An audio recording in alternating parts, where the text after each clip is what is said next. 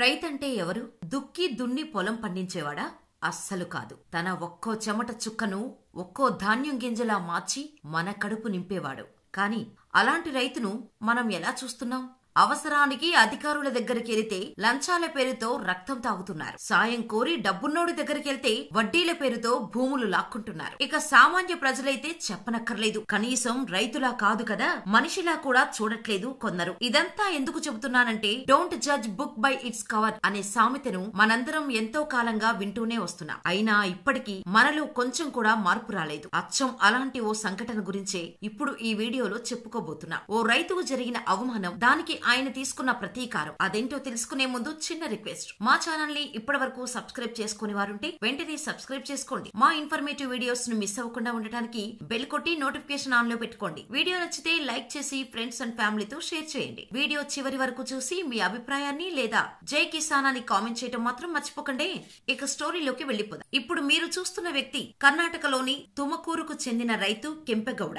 ఓ రోజు తన పంటకు సంబంధించిన ఎరువులు మరియు సరుకులు, అలాగే పంటను స్వయంగా తానే సరఫరా చేసుకోవటానికి వాహనం కొనాలి అని నిర్ణయించుకొని బొలెరో ట్రక్ కొనడానికి తుమకూరులోని మహీంద్రా కార్ షోరూమ్ కి తన స్నేహితులతో కలిసి వెళ్లాడు. స్నేహితులందరూ ఎలాంటి వాహనమైతే బాగుంటది అనే దాని గురించి మాట్లాడుకుంటూనే మహీంద్రా షోరూమ్ లోకి ఎంటర్ అయ్యారు. అరిగిపోయిన చెప్పులు, నలిగిపోయిన పాత చొక్కాలు, వాళ్ల అవతారం చూసి షోరూమ్ లోని ఒక సేల్స్ మ్యాన్ పరిగెత్తుకుంటూ వాళ్ల దగ్గరకొస్తూ, ఏయ్ ఎవరు మీరంతా, మీకేం పని ఇక్కడ అంటూ అరుస్తూ, వెళ్ళండి, ఇక్కడి నుండి వెళ్ళండి, ఇది సైకిల్ షాప్ కాదు, మహీంద్రా షోరూమ్ అంటూ వాళ్ల దగ్గరకొచ్చాడు. అదంతా చూస్తూ గమనిస్తున్న మిగతా షోరూమ్ సిబ్బంది షోరూమ్ కు వచ్చిన రైతులను చూస్తూ, వీళ్ళేంటి కారు కొనడానికి వచ్చారా ఏంటి అంటూ కామెంట్స్ చేస్తూ నవ్వుకోవటం మొదలుపెట్టారు. కెంపెగౌడ మాత్రం చాలా కూల్ గా మాట్లాడుతూ, నాకు వాహనం కావాలి, కొనడానికొచ్చాం అంటూ చెబుతున్నా వినకుండా కెంపెగౌడతో సహా అతని స్నేహితులను మెడపట్టి గెంటేయబోయాడు ఆ సేల్స్ మ్యాన్. దాంతో కొంచెం ఆగ్రహంతో,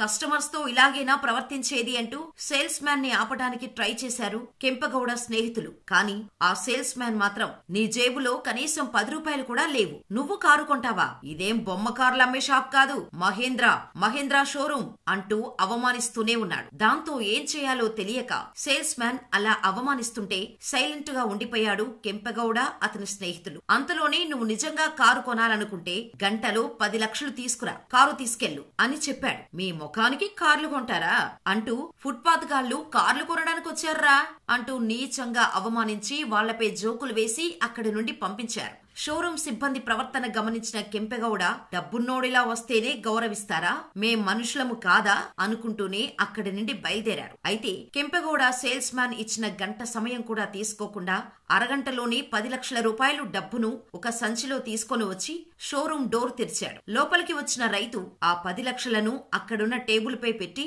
నాకిప్పుడు కారు కావాలి, ఇస్తారా సార్ అంటూ గర్వంగా అడిగిన అతని గంభీరమైన గొంతు విని షోరూమ్ సిబ్బంది అందరూ షాక్ అయిపోయారు. ఇందాక జేబులో 10 రూపాయలు లేనోడు ఇప్పుడు అరగంటలో 10 లక్షలు ఎలా తెచ్చాడో అర్థం కాక పిచ్చోలయ్యారు. కెంపెగౌడ సేల్స్ మ్యాన్ చెప్పినట్టే డబ్బైతే తెచ్చాడు, కానీ షోరూమ్ లో అతను అడిగిన కారు లేదు. 4 రోజులు వెయిటింగ్ టైం ఉంది అని తెలిసిన ఆ రైతు, ఛాన్స్ దొరికిందని తనని తన స్నేహితులని అవమానించిన వారికి ఎలాగైనా బుద్ధి చెప్పాలని నిర్ణయించుకుని, మాకిప్పుడే కారు కావాలి అంటూ గొడవ మొదలు పెట్టాడు. దాంతో షోరూమ్ సిబ్బంది ఏం చేయాలో తెలియక సైలెంట్ గా ఉండిపోయారు. ఒకరి తర్వాత ఒకరు కెంపెగౌడ స్నేహితులు అందరూ సిబ్బందిని చెరో రౌండ్ గట్టిగానే ఇచ్చి పడేశారు. దాంతో సిబ్బంది ఇక వాళ్ళను కంట్రోల్ చేయలేక పోలీసులకు ఫోన్ చేయడంతో సీన్ స్టేషన్ వరకు వెళ్లింది. పోలీసులు వచ్చి కెంపెగౌడకు నచ్చచెప్పి అక్కడి నుండి పంపించే ప్రయత్నం చేశారు. అయితే షోరూమ్ సిబ్బంది మాత్రం ప్రస్తుతానికి ఆ వెహికల్ వెయిటింగ్ లిస్ట్ లో ఉంది, మరో 4 రోజుల్లో డెలివరీ తీసుకోండి సార్ అని చెప్పి రిక్వెస్ట్ చేశారు. కానీ కెంపెగౌడ మాత్రం,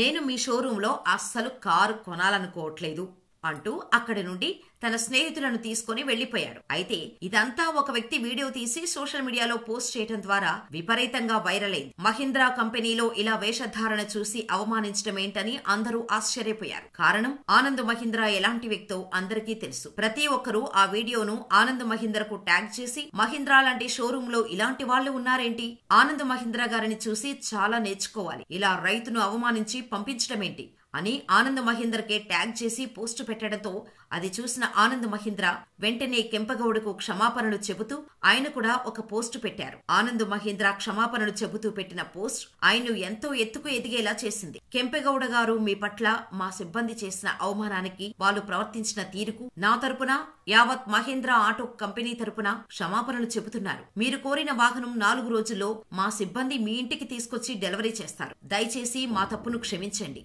అంటూ ఆనంద్ మహీంద్ర పెట్టిన పోస్ట్ అతనిని అవమానించిన వాళ్లతోనే క్షమాపణలు చెప్పించి కారు తీసుకొచ్చి ఇంటి ముందు నిలబెట్టింది. సాక్షాత్తు ఆనంద్ మహీంద్ర క్షమాపణలు చెప్పటంతో ఆ వాహనాన్ని తీసుకున్నాడు ఆ రైతు. ఇది 2022లో జరిగిన సంఘటన.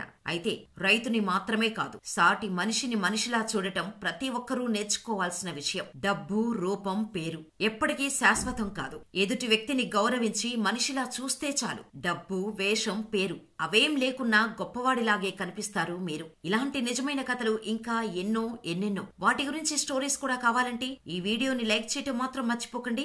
మీలో ఎంతమంది రైతు బిడ్డలు ఉన్నారో మాకు కామెంట్ చేయండి. జై భారత్, జై కిసాన్.